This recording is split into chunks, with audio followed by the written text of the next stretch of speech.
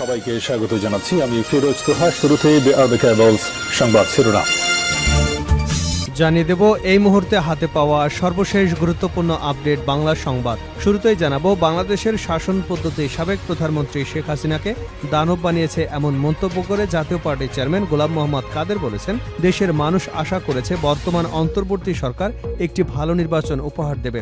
একই সঙ্গে তিনি বলেন, আমরা সেই নির্বাচনের আগেই সংবিধান সহ সকল ক্ষেত্রে প্রয়োজনীয় সংস্কার চাই। নির্বাচনের পর যেন কোনো সরকার আর দানব হতে না পারেন। এবারে জানাবো, ডক্টর মোহাম্মদ ইউনূস কয় মাসে নির্বাচন দেবেন সেটা রাজনৈতিক দলের সিদ্ধান্ত। বিএনপি চেয়ারপারসনের উপদেষ্টা জয়নুল আবেদিন ফারুক বলেছেন, ডক্টর মোহাম্মদ ইউনূস কয় মাসের মধ্যে নির্বাচন দেবেন, কখন নির্বাচন দেবেন সেটা রাজনৈতিক দল সিদ্ধান্ত গ্রহণ করবে। আমাদের নেতা তারেক রহমান বলেছেন, বাংলাদেশে এমন একটি নির্বাচনের মাধ্যমে বিএনপি ক্ষমতায় যাবে যে নির্বাচন দিনে হবে, যে নির্বাচনে মৃত মানুষ ভোট দেবে না, যে নির্বাচন কমিশন হাসিনার কথায় নির্বাচন করেছে এমন নির্বাচন কমিশন যাতে বাংলাদেশে আর কোনোদিন না হয়। জানাবো, বিক্ষোভ সমাবেশ ডেকেছে হেফাজত। রাজধানীতে বিক্ষোভ মিছিল এবং সমাবেশের ডাক দিয়েছে হেফাজতে ইসলাম বাংলাদেশ ঢাকা মহানগর। মহানবী হজরত মোহাম্মদ সাল্লাল্লাহু আলাইহি ওয়াসাল্লামের নামে জঘন্য কটূক্তির ঘটনায় প্রতিবাদ এবং দায়ীদের দ্রুত গ্রেপ্তারের দাবিতে আগামী সোমবার বিকাল ৩টায় রাজধানীর জাতীয় মসজিদ বায়তুল মোকাররমের উত্তর গেটে এক কর্মসূচি ডেকেছে সংগঠনটি। এদিকে ভারতের সঙ্গে আমাদের সম্পর্ক আরও ভালো হবে। ভারতের সঙ্গে বাংলাদেশের মধ্যকার সম্পর্ক নিয়ে বিএনপির মহাসচিব মির্জা ফখরুল ইসলাম আলমগীর বলেছেন, বিএনপি ও ভারতের সম্পর্ক নিয়ে কিছু ভুল বোঝাবুঝি ছিল। আমি মনে করি বরফ গলতে শুরু করেছে। আশা করি এই সম্পর্ক আরও ভালো হবে। বাংলাদেশে নিযুক্ত ভারতীয় হাই কমিশনার প্রণয় ভার্মার সঙ্গে বৈঠকের পর ভারতীয় বার্তা সংস্থা ANI-কে দেওয়া সাক্ষাৎকারে ফখরুল ইসলাম এসব কথা বলেন। জানিয়ে দেব, সাবেক ডিসি মশিউর 7 দিনের রিমান্ডে। ছাত্র জনতার আন্দোলন চলাকালে রাজধানীর ধানমন্ডি থানা এলাকায় কিশোর আব্দুল মোতালিব নিহতের ঘটনায় করা মামলায় ঢাকা মহানগর গোয়েন্দা পুলিশের লালবাগ বিভাগের সাবেক উপপুলিশ কমিশনার মশিউর রহমানকে 7 দিনের রিমান্ড মঞ্জুর করেছেন আদালত। এবং সর্বশেষ জানাবো আন্তর্জাতিক সংবাদ। এবার ইরাক থেকে ইসরায়েলে হামলা। লেবাননের সঙ্গে উত্তেজনার মধ্যে ইসরায়েলি বন্দরে হামলা হয়েছে। মধ্যপ্রাচ্যের দেশ ইরাকের প্রতিরোধ যোদ্ধারা এ হামলা চালিয়েছে। বৃহস্পতিবার টাইমস অব ইসরায়েল এক প্রতিবেদনে এ তথ্য জানানো হয়েছে। এতক্ষণ শিরোনাম শুনছিলেন, এবার বিস্তারিত। প্রিয় দর্শক, আপনি যদি এই চ্যানেলে নতুন হয়ে থাকেন, ভিডিওটি দেখতে দেখতে চ্যানেলটি সাবস্ক্রাইব করে আমাদের সঙ্গে থাকুন। আর এই ভিডিও সম্পর্কে আপনি আপনার মূল্যবান মতামতটি কমেন্ট বক্সে জানিয়ে দিন। আর হ্যাঁ প্রিয় দর্শক, জানিয়ে দিন ভিডিওটি কোথা থেকে দেখছেন। শাসন পদ্ধতি শেখ হাসিনাকে দানব বানিয়েছে জিএম কাদের। বাংলাদেশের শাসন পদ্ধতি সাবেক প্রধানমন্ত্রী শেখ হাসিনাকে দানব বানিয়েছে এমন মন্তব্য করে জাতীয় পার্টির চেয়ারম্যান গোলাম মোহাম্মদ কাদের বলেন, দেশের মানুষ আশা করেছে বর্তমান অন্তর্বর্তী সরকার একটি ভালো নির্বাচন উপহার দেবে। একই সঙ্গে তিনি বলেন, আমরা সেই নির্বাচনের আগেই সংবিধান সহ সকল ক্ষেত্রে প্রয়োজনীয় সংস্কার চাই। নির্বাচনের পর যেন কোনো সরকার আর দানব হতে না পারে। বৃহস্পতিবার দলের চেয়ারপারসনের বর্ণস্থ কার্যালয় মিলনায়তনে জাতীয় পেশাজীবী পরিষদের সঙ্গে আয়োজিত এক মত বিনিময় সভায় প্রধান অতিথির বক্তব্যে তিনি এসব কথা বলেন। পরিষদের আহ্বায়ক ডাক্তার মোস্তাফিজুর রহমান আকাশের সভাপতিত্বে ও সদস্য সচিব রাকিবুল হাসানের সঞ্চালনায় মত বিনিময় সভায় দলের কেন্দ্রীয় নেতারা বক্তব্য রাখেন।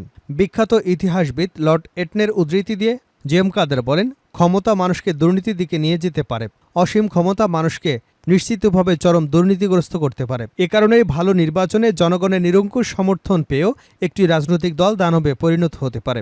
এত হত্যা নির্যাতনের পরও আমাদের সন্তানরা আন্দোলন থেকে সরে যায়নি উল্লেখ করে জিএম কাদের বলেন, আমাদের সন্তানদের আত্মত্যাগ বিফল হতে দেব না। যে লক্ষ্য অর্জনে ছাত্ররা জীবন দিয়েছে সেই লক্ষ্য অর্জনে সবাইকে কাজ করতে হবে। তিনি বলেন, জাপা সবসময় জনগণের পক্ষের দল, ভবিষ্যতে জনগণের পক্ষে আমাদের অবস্থান অব্যাহত থাকবে। বিএনপি চেয়ারপারসন উপদেষ্টা জয়নুল আবেদিন ফারুক বলেছেন, ডক্টর মোহাম্মদ ইউনূস কয় মাসের মধ্যে নির্বাচন দেবেন, কখন নির্বাচন হবে সেটা রাজনৈতিক দল সিদ্ধান্ত গ্রহণ করবে। আমাদের নেতা তারেক রহমান বলেছেন, বাংলাদেশে এমন একটি নির্বাচনের মাধ্যমে বিএনপি ক্ষমতায় যাবে যে নির্বাচন দিনে হবে, যে নির্বাচনে মৃত ব্যক্তি ভোট দেবে না, যে নির্বাচন কমিশন হাসিনার কথায় নির্বাচন করেছে এমন নির্বাচন কমিশন যাতে বাংলাদেশে আর কোনোদিন না হয়। বৃহস্পতিবার প্রেসক্লাবের সামনে আয়োজিত এক অবস্থান কর্মসূচিতে তিনি এসব কথা বলেন। গণমাধ্যমের স্বাধীনতা শেখ হাসিনা সরকার কেড়ে নিয়েছিল উল্লেখ করে জয়নুল আবেদিন ফারুক বলেন, আওয়ামী লীগ আপনাদেরকে ঠিকমতো দায়িত্ব পালন করতে দেয়নি, আপনাদেরকে গুলি করেছে, আপনাদের স্বাধীনতার উপর হস্তক্ষেপ করেছে, আপনাদের পত্রিকাগুলো বন্ধ করে দিয়েছে, আপনাদের চ্যানেলগুলোকে ডিজিএফআই দিয়ে নিয়ন্ত্রণ করেছে। আমরা আশা করছি এই সরকারের অধীনে আমরা বুক ফুলিয়ে স্বাধীন কলাম লিখে আপনাদের লেখনী দিয়ে বাংলাদেশের মানুষকে 16 বছরের অত্যাচার, গুমের মায়ের বুক খালি হওয়ার ইতিহাস তুলে ধরবেন। তিনি আরও বলেন, আওয়ামী লীগ কুচক্রীরা প্রেতাত্মারা বাংলাদেশের এই সরকারকে অস্থিতিশীল করবার প্রক্রিয়া শুরু করেছে। ডক্টর ইউনূস বাংলাদেশের আকাশে একটা নক্ষত্র, যিনি বাংলাদেশের মানুষকে বিশ্বের দরবারে উজ্জ্বল করে তুলেছেন। যেভাবে 1971 সালে আমরা মুক্তিযুদ্ধ করে বাংলাদেশের মানচিত্র পৃথিবীতে স্থায়ীভাবে ওঠানোর ব্যবস্থা করে দিয়েছি, সেই বাংলাদেশের স্বাধীনতাকেও সম্পূর্ণভাবে ধ্বংস করে দিয়েছে শেখ হাসিনার বাবা মুজিবুর রহমান।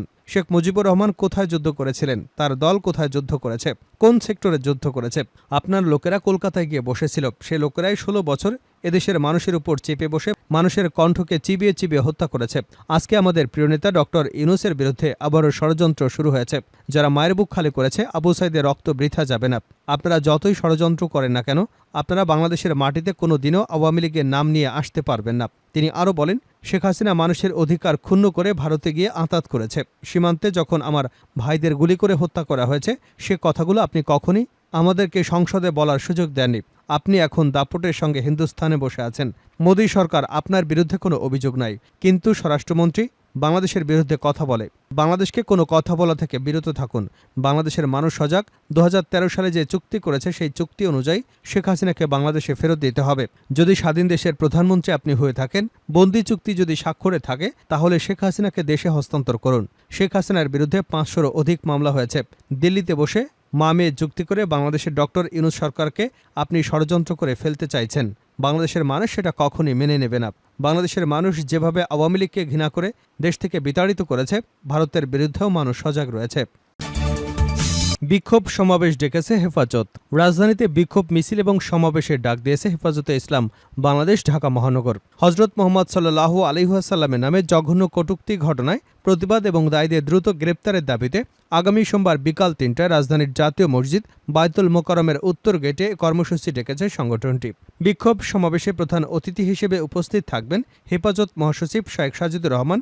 বৃহস্পতিবার বিকেলে হেফাজতের ঢাকা মহানগর কমিটির দপ্তর সম্পাদক মৌলানা আফসার মাহমুদের সই করা এক সংবাদ বিজ্ঞপ্তিতে এ তথ্য জানানো হয়েছে। এতে বলা হয়েছে, হেফাজতে ইসলাম বাংলাদেশ ঢাকা মহানগরের সভাপতি মৌলানা জুনায়েদ আল হাবিব, সেক্রেটারি মৌলানা মামুনুল হক বলেন, ভারতের মহারাষ্ট্রে হিন্দু পুরোহিত রামগিরি মহারাজ কর্তৃক রাসূল সাল্লাল্লাহু আলাইহি ওয়াসাল্লামের নামে জঘন্য কটূক্তি এবং বিজেপির সংসদ সদস্য নীতেশ নারায়ণ রানে কর্তৃক তাকে সমর্থন করার ঘটনায় বিশ্বের সর্বস্তরের ধর্মপ্রাণ ও নবীপ্রেমিক মুসলমানদের অন্তরে আগুন জ্বালিয়ে দিয়েছে। এই কটূক্তি নিন্দা এবং প্রতিবাদ জানানোর ভাষা আমরা খুঁজে পাচ্ছি না। ভারতের সঙ্গে আমাদের সম্পর্ক আরও ভালো হবে, ফখরুল। ভারতের সঙ্গে আমাদের মধ্যকার সম্পর্ক নিয়ে বিএনপির মহাসচিব মির্জা ফখরুল ইসলাম আলমগীর বলেছেন, বিএনপি ও ভারতের সম্পর্ক নিয়ে কিছু ভুল বোঝাবুঝি ছিল। আমি মনে করি বরফ গলতে শুরু করেছে। আশা করি এই সম্পর্ক আরও ভালো হবে। বাংলাদেশে নিযুক্ত ভারতীয় হাই কমিশনার প্রণয় ভার্মার সঙ্গে বৈঠকের পর ভারতীয় বার্তা সংস্থা ANI-কে দেওয়া সাক্ষাৎকারে তিনি এমন মন্তব্য করেছেন। বুধবার এক প্রতিবেদনে এ তথ্য জানিয়েছে বার্তা সংস্থা ANI। প্রতিবেদনে বলা হয়েছে, বাংলাদেশে অন্তর্বর্তী সরকারের দায়িত্ব গ্রহণের পর ভারতের সঙ্গে সম্পর্কের বরফ গলতে শুরু করেছে বলে বাংলাদেশ জাতীয়বাদী দল বিশ্বাস করে। ফখরুল ইসলাম বলেন, প্রণয় ভার্মার সঙ্গে হওয়া এই বৈঠকে উভয় দেশকে অনেক ইতিবাচক দিকে নিয়ে গেছে। ফখরুল ইসলাম বলেন, বাংলাদেশে গত নির্বাচনের পর থেকে আমাদের সম্পর্ক নিয়ে প্রশ্ন ছিল, কিন্তু এবার আমাদের অফিসে হাইকমিশনার আসায় অবশ্যই পরিস্থিতির উন্নতি হয়েছে, বরফ গলতে শুরু করেছে।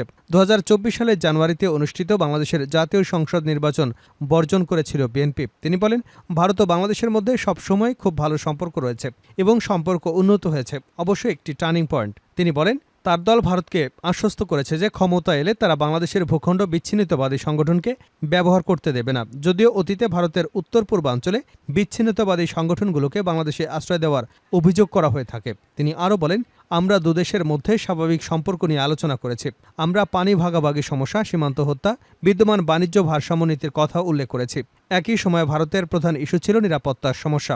আমরা আশ্বস্ত করেছি, আমরা ক্ষমতায় থাকলে আমরা নিশ্চিত করব এই ভূখণ্ডটি বিচ্ছিন্নতাবাদীরা ব্যবহার করবে না। এবার ইরাক থেকে ইসরায়েলে হামলা। লেবাননের সঙ্গে উত্তেজনার মধ্যে ইসরায়েলের বন্দরে হামলা হয়েছে। মধ্যপ্রাচ্যের দেশ ইরাকের প্রতিরোধ যোদ্ধারা এ হামলা চালিয়েছে। বৃহস্পতিবার টাইমস অফ ইসরায়েলের এক প্রতিবেদনে এ তথ্য জানানো হয়েছে। সেনাবাহিনী ও স্বাস্থ্যসেবীরা জানিয়েছেন, ইসরায়েলি বন্দর এইলাতে ড্রোন হামলা চালিয়েছে ইরাক। বুধবার এই হামলা চালিয়েছে। এতে 2 জন আহত হয়েছেন। এছাড়া দেশটির এই হামলায় বন্দরে বেশ ক্ষয়ক্ষতি হয়েছে। ইসরায়েলি প্রতিরক্ষা বাহিনী জানিয়েছে, লোহিত সাগরের উপর থেকে দ্বিতীয় আরেকটি হামলা ঠেকিয়ে দিয়েছে ইসরায়েল। ইরাকের যোদ্ধাদের এই হামলায় 2 জন আহত হয়েছে বলে জানিয়েছে মাগেন ডেভিড আমাদ অ্যাম্বুলেন্স সার্ভিস। প্রতিবেদনে বলা হয়েছে, ইরাকে ইসলামী প্রতিরোধ যোদ্ধারা এই হামলার দায় স্বীকার করেছে। তারা জানিয়েছে, ইসরায়েলি সর্বদক্ষিণে শহরের গুরুত্বপূর্ণ অবকাঠামোতে নিশানা করে ড্রোন হামলা চালিয়েছে। সামাজিক যোগাযোগ মাধ্যমে ছড়িয়ে পড়া ভিডিওতে দেখা গেছে, ইসরায়েলের একটি বন্দরে ড্রোন হামলা চালানো হয়েছে। এ সময় বন্দরটি থেকে ব্যাপক ধোঁয়া উঠতে দেখা গেছে।